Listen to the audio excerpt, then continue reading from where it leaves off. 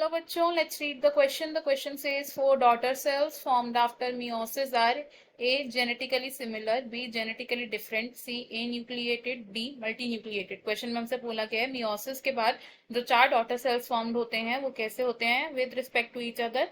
तो इस क्वेश्चन में हमारा जो की कॉन्सेप्ट यूज होगा दैट इज meiosis. meiosis है एक तरीके की cell division. It is a cell division जिसमें जिसमें एक पेरेंट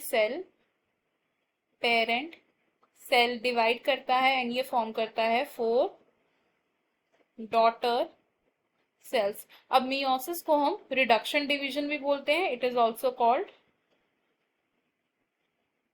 रिडक्शन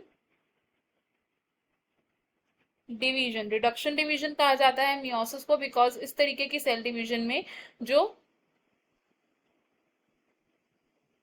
क्रोमोसोम नंबर है वो हाफ हो जाता है. फॉर एग्जाम्पल अगर पेरेंट सेल इज डिप्लॉयड यानी कि पेरेंट सेल में प्रेजेंट है 2n नंबर ऑफ क्रोमोसोम्स, तो आफ्टर मियोसिस जो डॉटर सेल्स फॉर्म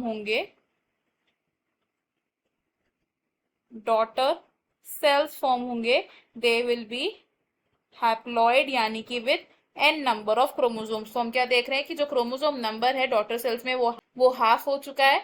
अब ये जो डॉटर सेल्स बन रहे हैं by meiosis cell division they are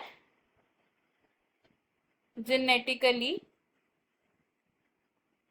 different from each other and from the parent cells, क्योंकि जो मियोसिस है मियोसिस में इन्वॉल्व होते हैं क्रॉसिंग ओवर एंड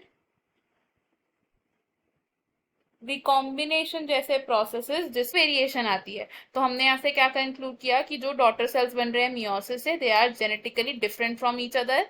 तो फ्रॉम द गिवन ऑप्शन हमारा करेक्ट आंसर है यहाँ पर option number B. Option A हमारा यहाँ पर रॉन्ग होगा because genetically similar daughter cells produce होते हैं बाय माइटोसिस ना कि मियोसिस.